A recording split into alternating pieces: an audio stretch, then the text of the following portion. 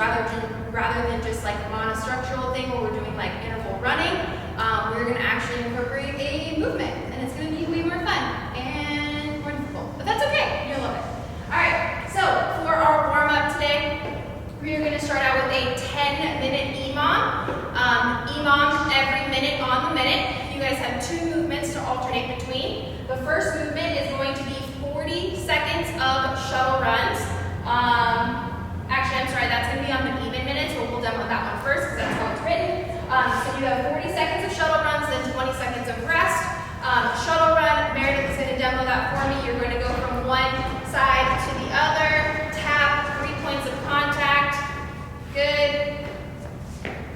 Nice. And relax. Perfect. So if you have cones at home or buckets at home, you can set them up, I would say probably about 25 feet apart, and then go ahead and make sure you hit that 3 points of contact, which would be 1, 2, and a hand is 3 for that contact. Then on the odd minutes, so that would be 1 starting out, you're going to start out with a 40-second plank hold. You can hold in a tall plank, which would be arms extended out nice and tall. Make sure those hips are tucked. They're not shooting up towards the sky or coming down or sagging down to the ground. You can also do an elbow plank if you want to, or a pillar bridge and holding here. Just make sure that the shoulders are stacked over the elbows, or if we're in that other plank, the shoulders are stacked over the wrists. Go ahead and relax. Cool.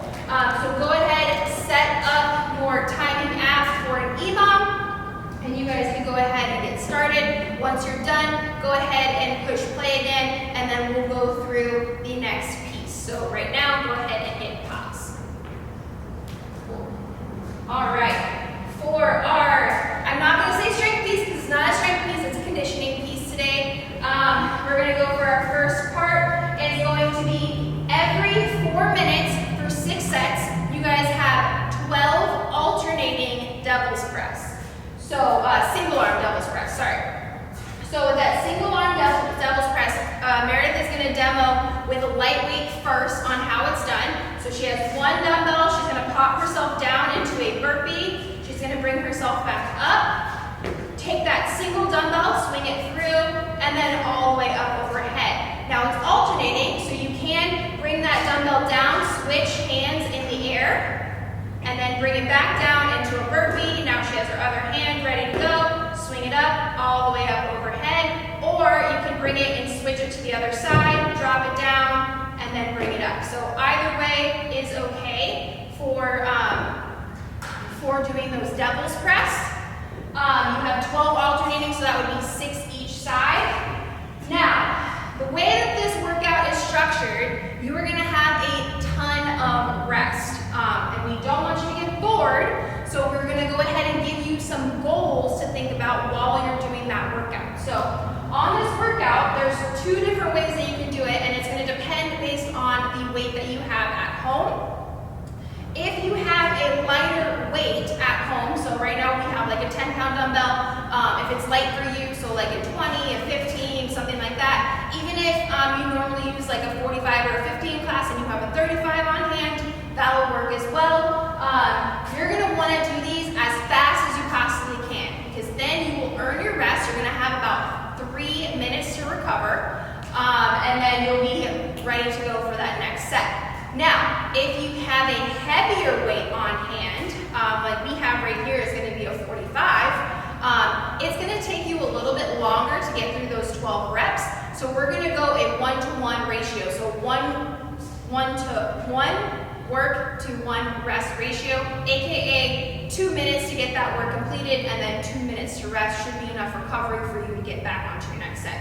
So Meredith is going to show us how that can change a little bit. So obviously that 10-pound was super easy for her. This weight's going to be a little bit more difficult, so she's going to slow down a little bit more. Focus on that form. Really have to use her hips and legs to swing that dumbbell up, and then instead of dropping it or switching in the air, she can go ahead and switch over, just because that's a challenging weight. So 2 different ways that you guys can do this workout today.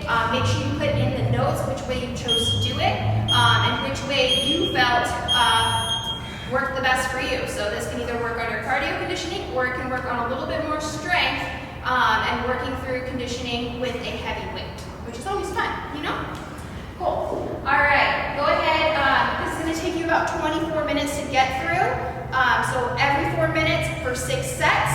Go ahead and push pause on this video and then hit play again when you're ready for our finisher. Go ahead, push pause now.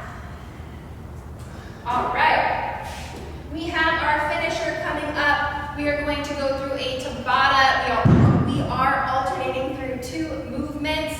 Tabata, remember, is 8 rounds of 20 seconds of work, 10 seconds of rest, and we have 2 movements to get through. So the first movement is going to be a hollow rock or a hollow hold. So Meredith is going to demo a hollow hold first.